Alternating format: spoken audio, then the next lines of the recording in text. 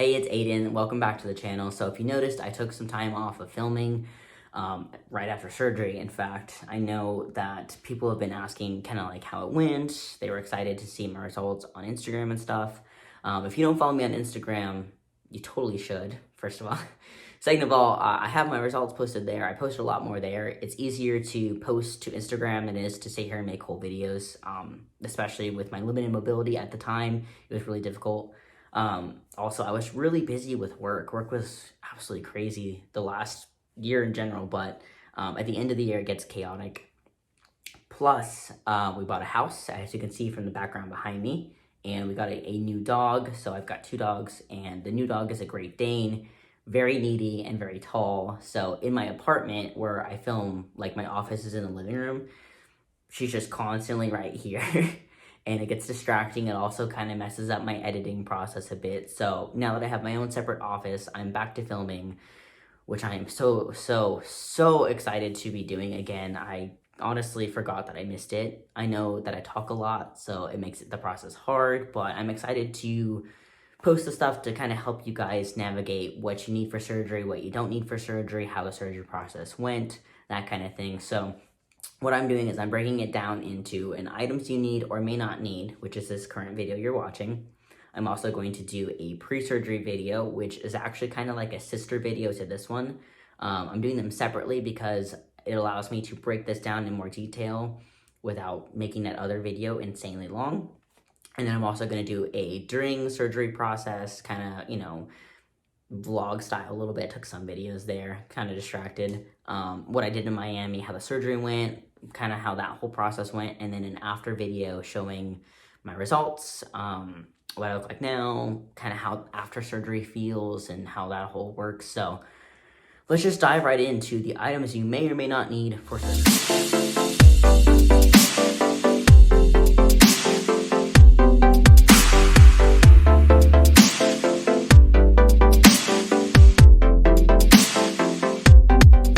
Preface this by saying I have this list written down. You do not need to worry about taking notes. You don't need to pull out pen and paper or your phone or whatever. I have this on my website. The link to my website, where that is in the description.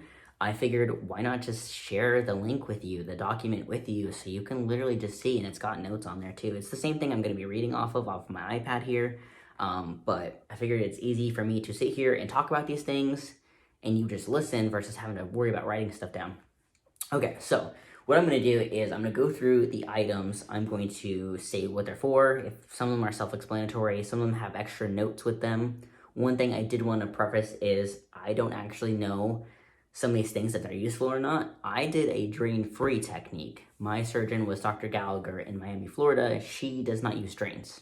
So anything drain-related, I really couldn't tell you how effective or useful it is. I would say either ask a person who's had a drain surgery, or, your surgeon may even have some, tips and tricks for that you choose. So some of these are on here because they're recommended by other people, and I would say just kind of do some additional research with those because I personally can't say, and I don't want to tell you the wrong thing and have you waste money or anything like that.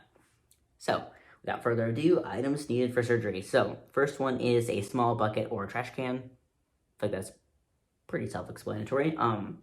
Some people get really nauseous after surgery, so it might help if you need to throw up. Hopefully you don't. I didn't really experience, I was nauseous for a bit, but didn't need to throw up. I was fine.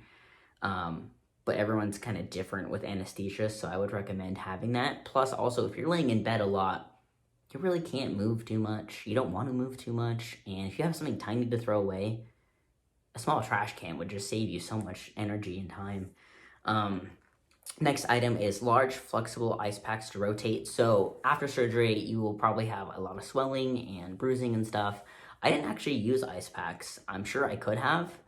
For me, I just used I think it was ibuprofen, perhaps, or Tylenol. I think it was ibuprofen, but my swelling went down using that and just kind of over time. I'm sure ice packs would have been nice if I was in a lot more pain. So if you're experiencing pain, might be nice to have some ice packs. I don't think they're too expensive, so that's something that even if you don't end up using it, it's not too much money wasted. Plus, ice packs are super nice to have in general, so I look at it that way. Next item is large band-aids for nipples. You don't want them to be too big or too small. You may need to wait until surgery to get a better idea of what size. There's a little bit more notes here. So I'll actually show you the ones that I bought. So the reason I say you may need to wait until after surgery is you're not sure quite the placements of the incisions, the nipples, etc. in conjunction to each other, so waiting might be beneficial. What I would do if you are going to plan an expense sheet of some kind, or the things you need to buy and how much they cost to kind of help, which I recommend doing, I would just leave a section and put like quite a few boxes, maybe like 4 boxes at a time. Like I used a lot of band-aids for my nipples. But anywho, I would say to plan them out, even if you don't buy them right away, so you at least have money set aside to buy them. I think these ones weren't like super cheap, but also they're not crazy expensive, I would say. You could probably find different ones somewhere else. These are just the ones I used, and I wouldn't even say you need to buy these exact, just I'm going to show you more of the size than anything. So this is the box that it comes in. It's probably backwards for you. It says Skin Flex Extra Large. It looks like this. I can't remember the price of them, and I think each store was kind of different with pricing. I'm going to show you what it looks like size-wise and kind of explain what those notes meant. So Band-Aid, it is about this big when it's out of the packaging. In relation to my hand, it is like the size of my palm. I guess I'll show you kind of like what I mean. So on the notes, I said, don't want it to be too big because it can overlap your incision site, and you don't want it to be too small because it needs to cover the nipple and everything like that. So let me see. So my nipple is right here and my incision's right here, right? Pretty close together. A little bit of space. So if I had this right here over my nipple, it's overlapping my incision a little bit right here. After surgery, most people, I think, do the like incision tape kind of dealio. And it's fine if there's tape on there. No harm, no foul putting this over that. But once the tape comes off, I didn't want to keep taking a Band-Aid off my incision site. That sounds god-awful. So what you could do is see how along the edge where like the adhesive part is, you could cut some of this and make it smaller. You could even do that all around to make the overall thing smaller. I think what I did is just wherever it went, like wherever it overlapped my incision site is where I would trim it. And I put it on like this versus like this. I feel like that obviously makes more sense size-wise. Like I said, though, you might need to wait for that item just so you have a better idea of what actual size to get. Next item is antibiotic ointment. So my surgeon said any kind, as long as you're not allergic. Apparently, a lot of people are allergic to Neosporin. I feel like by now you probably know that. When I was a kid, we used Neosporin a lot, so I already knew I wasn't allergic to it, so that's what I used. If you're not sure, then I would get something different. I think the most common allergy is to Neosporin, actually, so if you are worried about that and haven't used it before, get something else, as long as it's antibiotic. Next item is seatbelt pillow / pad for post-surgery comfort. So when you are going to, your hotel or your house or whatever, and you get in the car, your seatbelt is going to be on you. Not only are you in a ton of pain and also sensitive and all that, seatbelt's going to be rubbing against you, and it's going to be super uncomfortable and probably not great because you have like stitches in you. So you could get these things. They basically Velcro to the seatbelt, and they're like just a little like pad. You could also use a mastectomy pillow or other kind of super soft pillow. I actually bought the seatbelt things for the pads for the seatbelt that you Velcro. I didn't use them a single time. I had prepared to do it, but the pressure, even with that, just right after, I did not like. And the person that took me out to the car where my wife was just said, put it behind me. And that's what I did for a while until I was like healed more and could withstand it. If you're worried about not having it on you, because that's how a seatbelt should be on you, totally understand. I would say something super soft to protect you like that. If you don't mind putting the seatbelt behind you temporarily, then I would say don't bother with them. Like I said, bought them and didn't even use them. Next item is lots of fluids like water. I think that's a given. You obviously don't want to drink beforehand because you have to follow what they said. You can't have water before surgery, so don't have it beforehand, whatever time frame they say. But make sure after surgery you're staying hydrated as much as you can. What I would do is maybe set a timer every, 30 minutes, an hour, whatever. to at least drink some water. Don't chug it, you're gonna feel super nauseous and sick. But drink some water, it'll kind of help. It'll also hydrate your body and get you feeling a little bit better. So I think a timer was good because while you're laying there, time is kind of weird. So a timer kind of helps remind you to drink some water. Next item is pregnancy pillow to prop up. So I traveled for mine, so I was staying in a hotel. In our hotel room, we had 2 beds, so we had like an abundance of pillows. I didn't need to bring a pillow. I think it would have also been hard to bring one just because only so much fits in your suitcase. But yeah, I just used the hotel pillows to prop up and like a neck pillow. If you're at home, I would say if you don't have multiple pillows, get a nice pregnancy pillow of some kind because you can't really lay down flat, nor can you like sleep on your sides. So you're pretty much propped up, and those pillows are really good for comfort. And also your back is going to be struggling so hard. Don't make it harder for your back. Do your best to kind of help alleviate that back pain you're going to feel.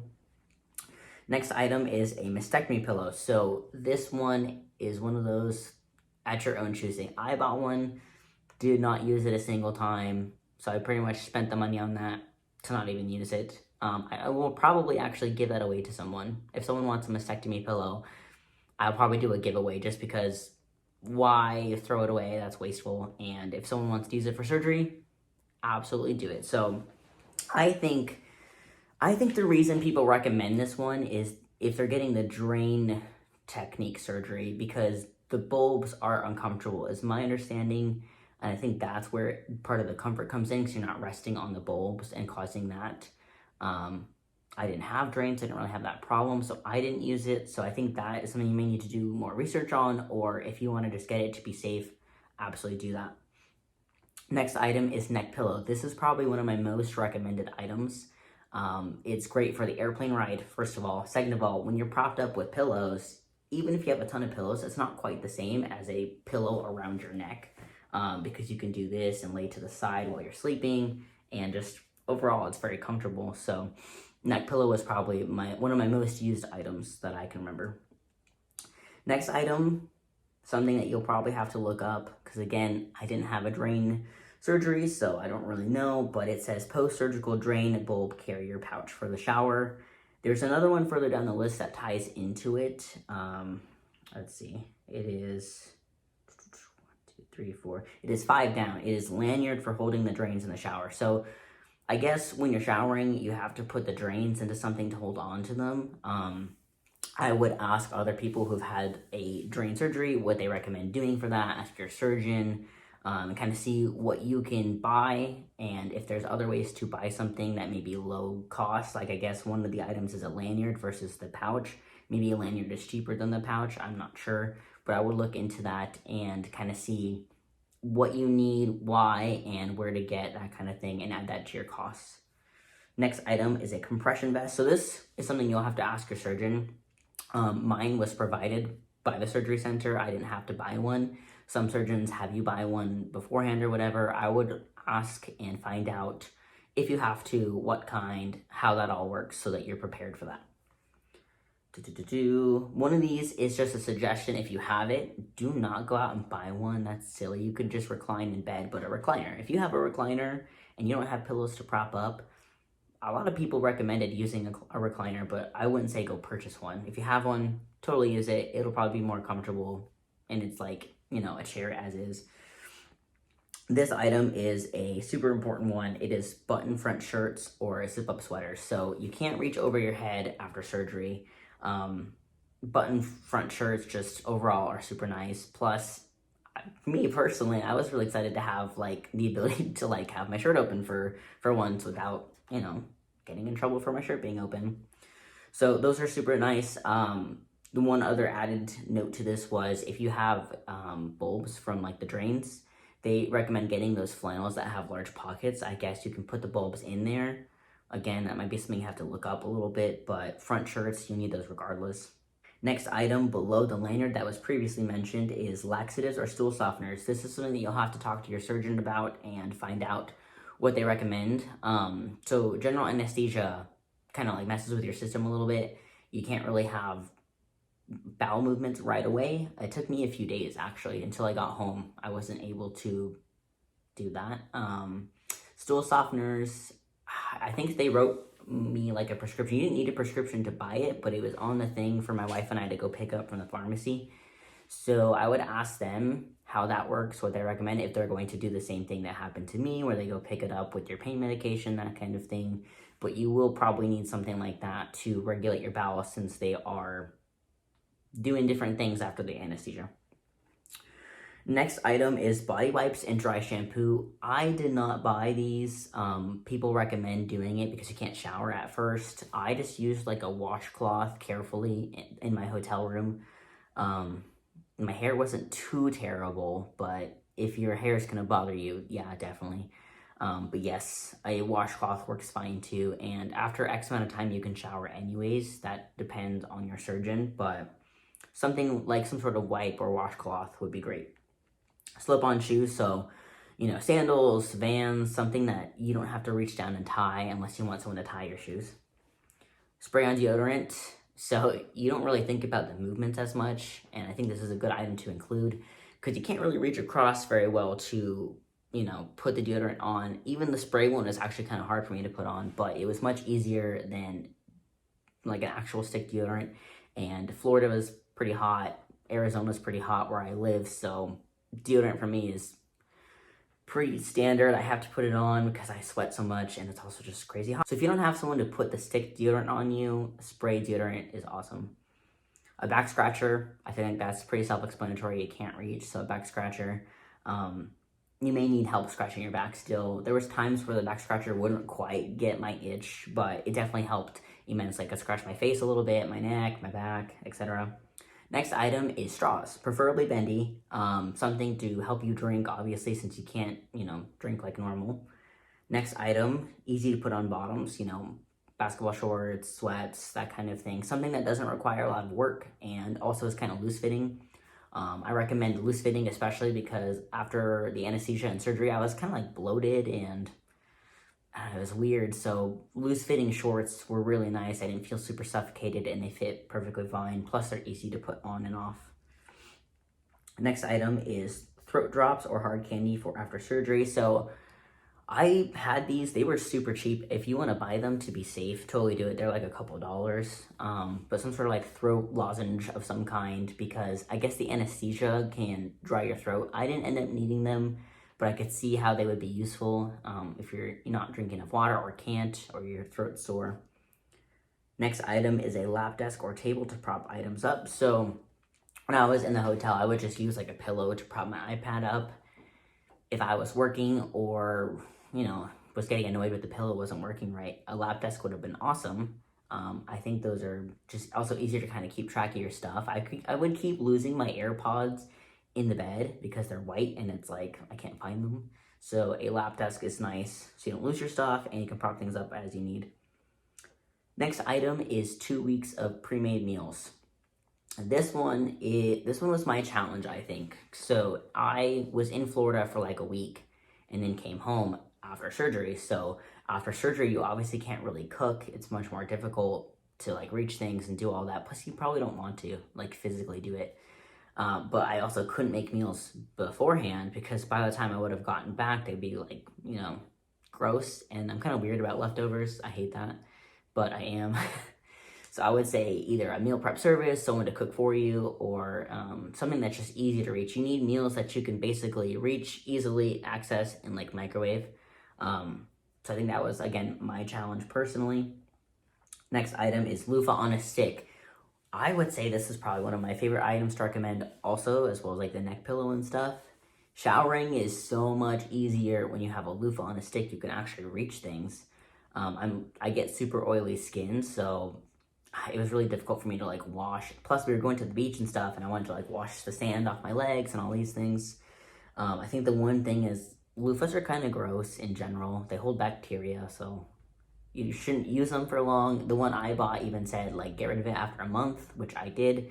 I would recommend if you're going to keep needing it for longer than the time frame that you're allowed to keep it, get a second one. But it's super helpful to reach around if you don't have someone that can help you shower or don't want them to help you shower. Next item is an extended grabber. So it's basically just like a long stick thingy that has a little like a little claw at the end. I recommend it for sure.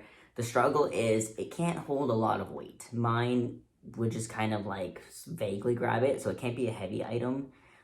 Worst case though, you can use it to kind of knock the item closer to you. So either way, it's still very helpful.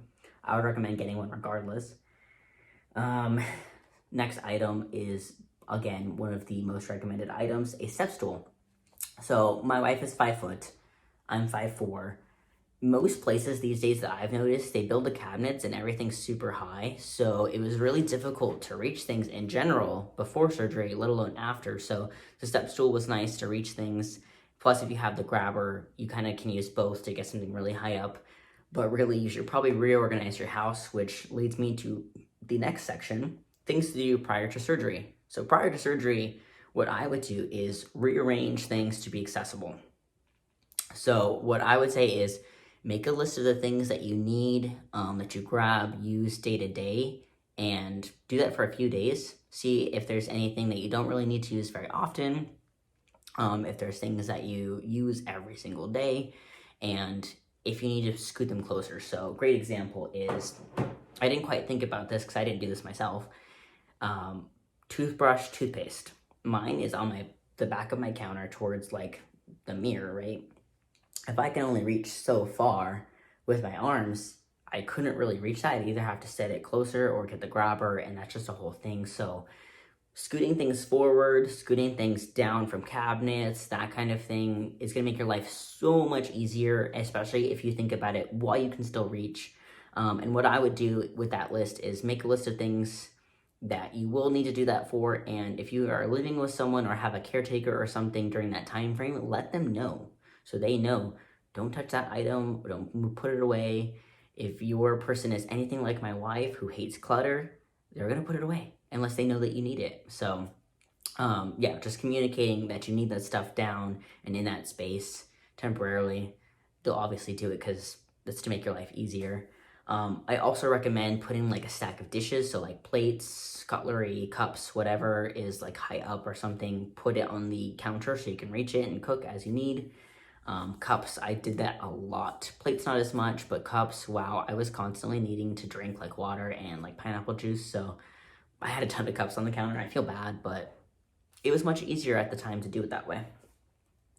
Other things to do to prepare beforehand: research what your specific surgeon may require. So like I said earlier with the compression vest, if they do the surgery that requires strains, what things are helpful. A lot of this research is going to go into the pre-planning stage, which is in the sister video to this video. Next item, make sure you have a responsible adult to go with you. You can't drive after because the medicine, and also if you have pain medication. If you don't have a friend or family, research costs of a caretaker. So I brought my wife, obviously.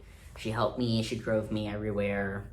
If you need to hire someone because you don't have a friend or family that can go with you, there are services that exist that do that, obviously, but you will need to research the cost of that when they're available and that kind of thing, and add that to your cost sheet just so you're not blindsided later. And, you know, because otherwise that really messes up the surgery process. You have to have someone to take care of you, so definitely look into that.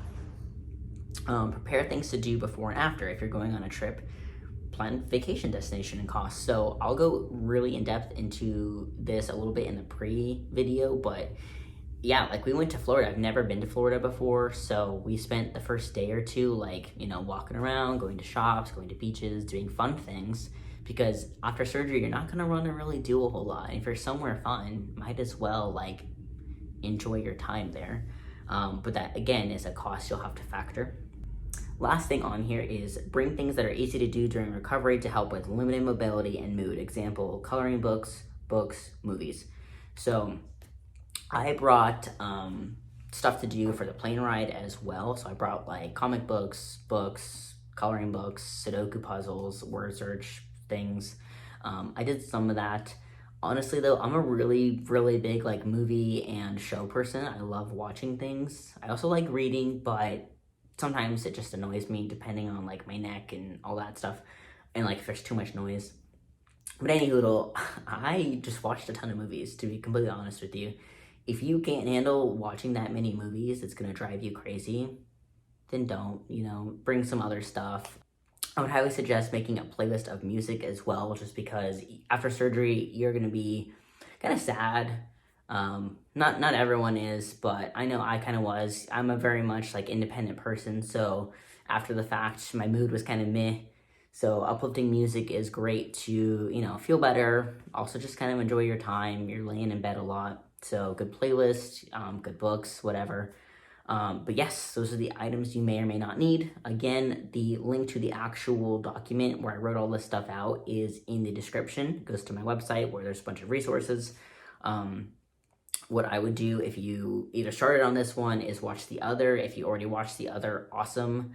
I hope your planning goes well. I hope your surgery goes well. I think you're going to be so thrilled once you get past the planning and actually get there and do the surgery. It is a whole process, absolutely, but totally worth the stress and labor of getting it figured out. So thank you for watching, and if you have any questions, comments, concerns, if you want to recommend any additional like supplies or items, totally drop that in the comments. Whatever helps make everyone's life easier after surgery, totally on board, and I look forward to hearing from you guys.